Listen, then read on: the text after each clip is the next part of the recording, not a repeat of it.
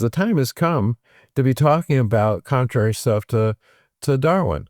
And if it damages Darwin, well, so be it. It had to be. If it turns out that Darwin really was right, well, so be it. But get it out in the front. We're talking about it. Don't hide the conflict. ID, the Future, a podcast about evolution and intelligent design. Welcome to ID, the Future. I'm Jonathan Witt, a senior fellow with Discovery Institute Center for Science and Culture. I'm also the executive editor of Discovery Institute Press, and the press has a wonderful new book out now. It's a novel, actually. It's our first adult novel, a disaster thriller by our very own Geoffrey Simmons, who, in addition to being a medical doctor, a disaster preparedness expert, and the author of a couple of fantastic ID evolution books, What Darwin Didn't Know and Billions of Missing Links. He's also been a very successful novelist, and his the Z Papers sold more than 350,000 copies. He's gotten lots of praise for that and other books like Pandemic. But he has a new novel, Oppenheimer's Demon. Welcome to the show, Jeff. We're continuing our conversation. Do you have a copy there? Have you received a copy? I think you have. We had it to us in our last episode. There it is, in all its glory, Oppenheimer's Demon. And that title, by the way, is a reference to the Manhattan Project, which was led by Robert Oppenheimer. They had another nuclear core besides the test one, besides the one that they used to drop on Hiroshima and the other one to drop on Nagasaki. They had another one that they could have prepared if they needed to, and it ended up killing a couple of different scientists in these kind of random accidents, two separate accidents. And so they retitled the Demon Core. And so that's kind of the idea behind the novel title. That physical core is not there, but this idea of nuclear war being unleashed on the world with the invention of the atomic bomb, that's Oppenheimer's demon. And sometimes that demon threatens to get out, certainly threatens to get out. In this novel, when and where, you'll have to read the novel to find out what his plans are. And the good guys, of course, when they get wind of this, they're desperate to find and foil the attempt. It's a disaster thriller, and there's more than one disaster. And this is something we didn't talk about in our previous episode. There's the attempt to foil the terrorist plot. There's the panic that sets in Chicago and elsewhere. That's a kind of unfolding disaster. But there's another disaster that we get a look at in this novel. And it's the disaster that a boy, about 10-year-old boy, experiences when he just barely survives the nuclear bomb, the atomic bomb that's detonated over Hiroshima back in August of 1945. And yes, the novel does have characters articulate the logic of the U.S. doing that, the lives that very well may have saved and bring the war to a shorter end. But Jeff, you do not spare any details in conveying to readers what it might have been like for a kid to survive that and to just barely survive it, and the tragedy that was to his family. And of course, not to give too much away, this becomes a major character in the novel. You'll just have to read on to find out which character that is, what becomes of that person. But extremely vivid, wrenching. It's not the sort of thing you typically get in a thriller novel, I don't think. It's such a sympathetic, moving portrait of what the other side, in this case, the Japan and the U.S.-Japanese War, World War II, experienced. What was your thinking there, Jeff, in painting that so vividly, so powerfully, that experience? Good question. I'll come right back to it. On the book, I'm just going to point out to people who don't know about Chicago, this is called the bean. It's a reflective item that if you think of a pinto bean or something, or a lima bean bent in half, it reflects in a variety of funny ways. People walk under it and around it. And Chicago is known for this in Grants Park. And in the middle of this reflection is a nuclear mushroom bomb, blast. And so I that had nothing to do with designing this. I thought it was a spectacular idea, and it literally says what I'm kind of saying. Anyway, Yeah, that so that what bean was is it you mirror asked me? shaped, by the way, so Okay. it's very trippy, but yeah. So in that you have the reflection of a Yeah, mushroom you were cloud. asking if you're asking about the antagonist person. I it occurs to me not uncommonly that we folks are victims of wars that we may not be for, uh, and we pay the price not uncommonly. There's nothing we could do.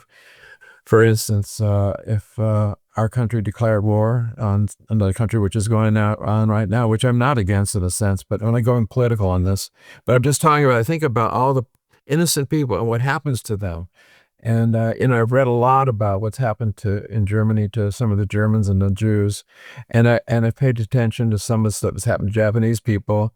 I've read on it. I've been interested in that, so it didn't make sense to make him anything but a character such as he is. And I don't want to go into depth on him, but I was aware of the background, and also it's a bit of a portrait of what will happen here too in the face of a nuclear war, or could happen. And so here's what it looks like. There are some post-apocalyptic movies and books that talk about this kind of stuff, and that's just my view on it, or how I wanted to say it. Uh, You probably developed some knowledge of what the experience would be like from your developing expertise in your disaster preparedness and nuclear response. well, we do a lot of pretend stuff in training. I mean, we can't really have dead people and dying people, and so that's part of it. But my experience in the emergency room, of course, was with that every geez, in LA, it was multiple gunshots and multiple stabbings and a few rapes, and you go on and on. And so it was like that all night long. I mean, you almost get PTSD just being in this place and seeing a lot of tragedies. And so I'm accustomed to a lot of tragedies, especially emergency room. When I got out into practice, I'm an internist, and so I was doing more outpatient work. And yeah, I lost a lot of older people, rarely a young person, but I have to deal with death and bad things and funny characters. There's a lot of mental illness and strange folks out there. When I was at LA County and when I was at Cook County, I dealt with a lot of homeless people. In those days, we would call them quite homeless. There was more derogatory terms, but they were similar to some of our homeless, except for the drug problem wasn't like it is. Alcohol wasn't. You might call that a drug, but usually when we talk about drugs, we talk about something separate. So alcohol was a very common problem, and it still is. And I dealt with like the end stage of it. So they would just come in barfing blood and pooping blood and screaming and DTs and not cooperating and insects jumping off of them and tying them down, trying to get them to cooperate. You settle them down, you treat them, and then you just send them out, and they go to the first 7-Eleven, get some booze, and they're back in 2 days.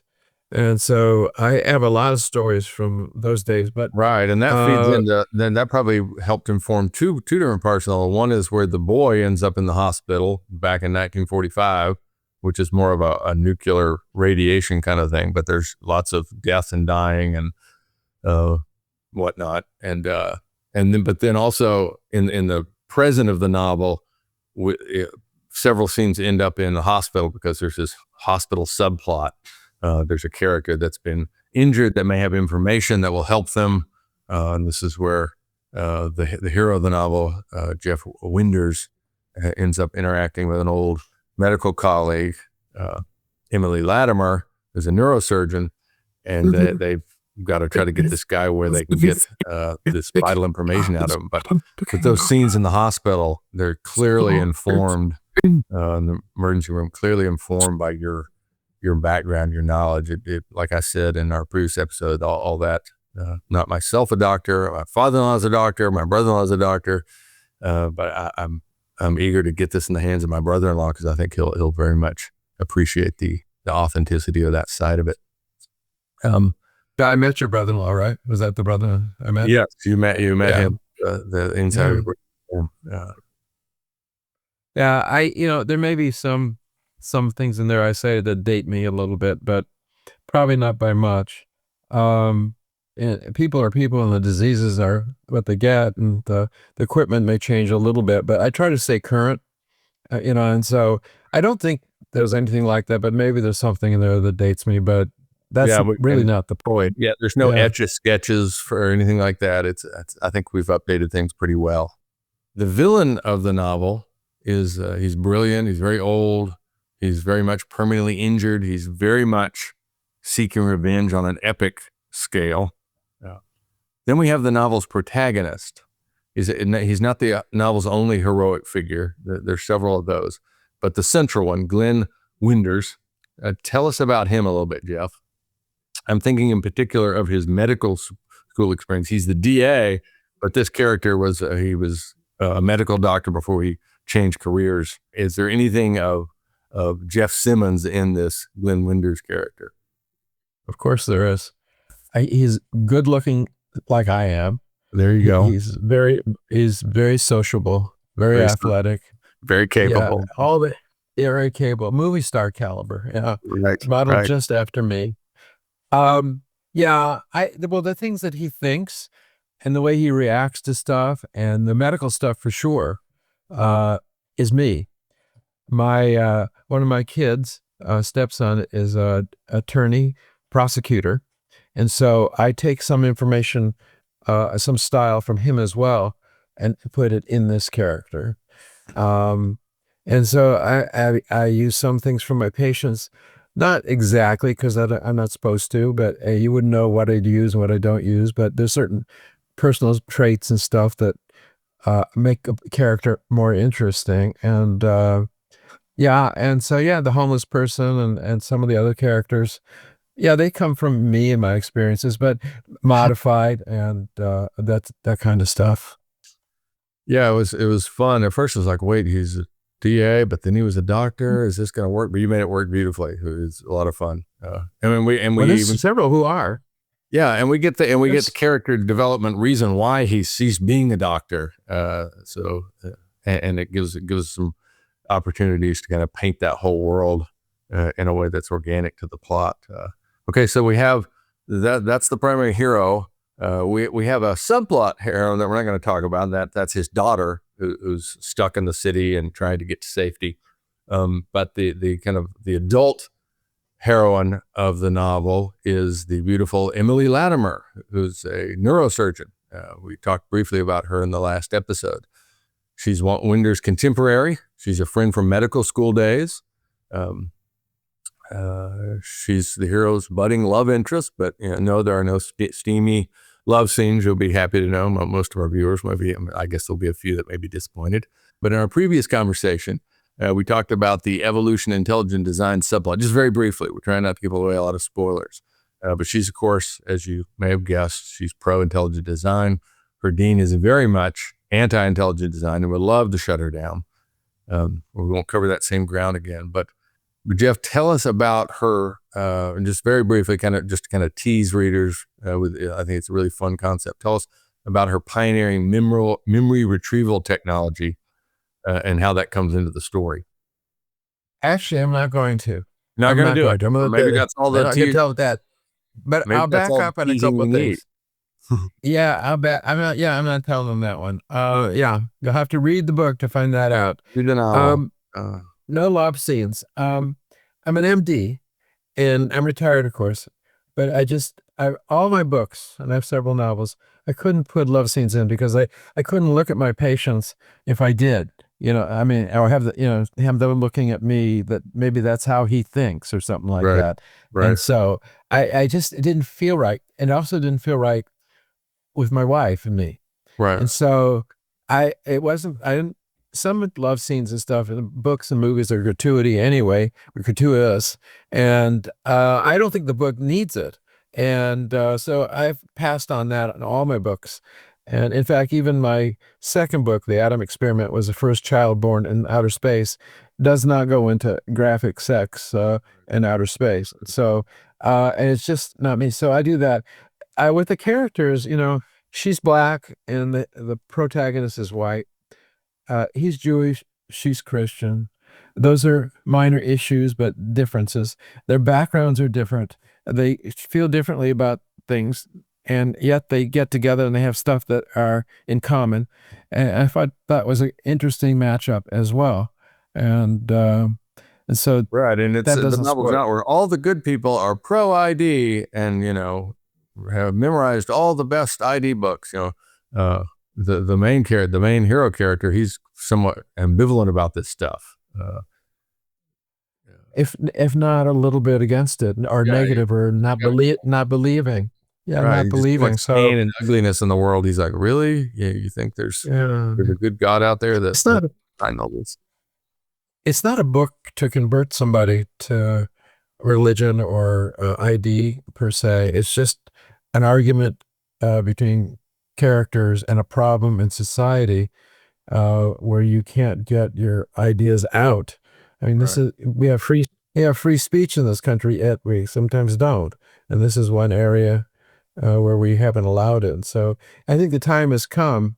I mentioned I used to have coffee with Phil Skell, and this is one of the conversations. The time has come to be talking about contrary stuff to Darwin. And if it damages Darwin, well, so be it. It had to be. If it turns out that Darwin really was right, well, so be it. But get it out in the front. We're talking about it. Don't hide the conflict. Disaster preparedness has been a thing that I've been involved for a long time. I've taught in Chicago. I've taught many trainers from Guam. Um, and there's some this, I can go back into something. This is a very important point of the book, is that we don't know as a community what to really do if there's a nuclear bomb, except maybe panic. Right. Yeah. I was going to ask you, are we well prepared? It sounds like you're saying, no, we are not well prepared. Most of our communities, I mean, none of our communities. I think the cities, a lot of them, are done tremendous work. And teaching individuals what to do and getting it out there. Ready.gov is a spot that everybody should go. Remember that ready.gov. Look up tornadoes or hurricanes or nuclear war, anything. You get a lot of information. But what you don't find, or at least I haven't been able to find, is what to do when there's panic. And that's what, the major gridlock. This is in my book. The huge gridlock. You'll get stuck. And I talk about Hurricane Rita, not the book. Hurricane Rita was one of the worst gridlock situations with a hurricane. 100 deaths related to the evacuation. Evacuation dash deaths, because people fled. They didn't have anything. Their car ran out of gas. Some of them got stuck in floods. And so panicking and running is not a good idea, or at least know when to get out and how to get out. And so in forested areas where we have fires and on coasts where we have tsunamis, there's highways that are marked evacuation zones. So if it were Chicago, for instance, and I'm not an expert on this, but if you live on the north side, go north on such a highway. On the south side, go south. If that's, but don't do that. But if you have to, have a half a tank of gas at least. You have a quarter gas isn't going to get you, and know that you might not be able to get gas. Stations may be shut down from power. They may be shut down because they've run out of gas. So that's the reason to read my book and to read the Common Sense and Disaster Preparedness. There's a lot more people need to learn. Yeah. One thing that was really impressed about me is you don't need to be a crazy prepper who builds a fancy bomb shelter to take, a few practical steps to be ready. And it's not just, oh, you're just thinking about yourself. Well, if my whole neighborhood, if half the people in my neighborhood are ready instead of free, the whole neighborhood's going to end up doing better. If there's gridlock and thousands and thousands and thousands of people injured and needing help, you may only have your neighbor to help you. And if they had some first aid training, if you have some supplies, if you even have antibiotics around and directions on when to use them and not use them, which people are advertising now, have a kit at home with your own antibiotics. I've wanted to do that for a long time as a business adventure, but I didn't have the capital or the time, but now they're doing it. And so if people use the antibiotics appropriately, so you have them there, things like that. Yeah. And so, so I'm hoping this novel raise more awareness about that. Now, one thing impression that I want to would be a false impression from just all the different threads of the novel that we've been talking about that would be misleading, would be the impression the novel is just always deadly serious. In fact, Jeff has a sharp, sometimes wicked sense of humor, and it comes through in the novel very organically in some of the characters. It's not the predominant emotional mode, but it's there as leaven. I was just very pleased with that. It very much enriches the novel. One character in particular is certainly not exclusive to this character in terms of humor. One character in particular is a homeless man, Mei Lee. Did that character just come into your dream? Did you know individuals working in the emergency room that were like that? Yeah, I knew a female version of that. A female version I of knew a that. female version of that. So she can't. If she reads my book, she won't. She may recognize herself, but she can't May sue me. recognize herself. So that's another teaser. What is Jeff talking about? Who is this Mei Lee character? Well, you'll have to read to see. He ends up. He's a central minor character, a sporting character in the novel. My humor books. It was like divine inspiration. I hate to say that because it's not really a religious book in any sort, but they hit me like be funny, and I wrote 2 books in 3 months, and laughed all the way.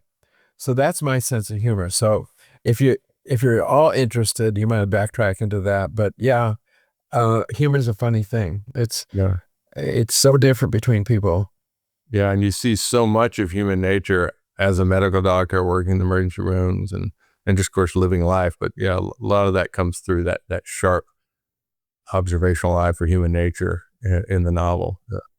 There's a lot of sick humor in the medical field that only the doctors would understand. Right. But, and we've tried to keep things PG in the novel, but there is some gritty stuff. Absolutely. Because he's trying to be real about what nuclear disaster is like, what the emergency rooms are like. So, but just a big, sprawling, wonderful novel. I'm honored to have been able to work with you on it, Jeff. All the best luck.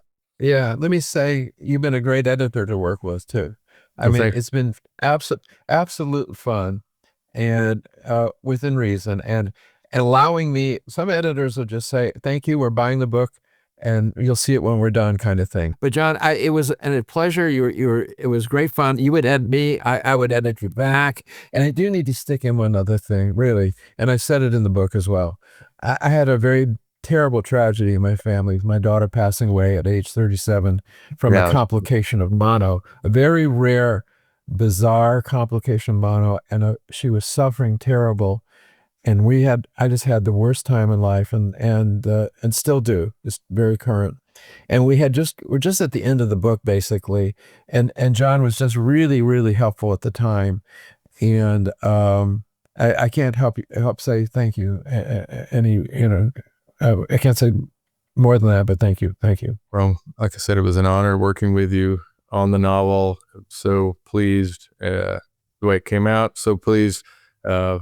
Certain people have already started to read it because we got some review copies in front of people and are getting really strong positive reactions. So I'm very excited to have this out there in the world now for people to get. So listeners, viewers, you can go on Amazon.com, just type in Oppenheimer's Demon. You can also go to discovery.press/Oppenheimer, and you can find the novel at our Discovery Institute Press website, and the other book, Common Sense in Disaster Preparedness. You find that at Amazon. Geoffrey Simmons. Thank you, Jeff, for joining us for this second time, and all the best luck with this new novel. I suspect you're going to be radio shows. You have connections with some really big radio shows, coast to coast, and some others. So we're hoping to get you on that and really get this novel boosted and in front of a lot of people. It's a fun read. For ID the Future, this is your guest host, Jonathan Witt. Thank you for joining us.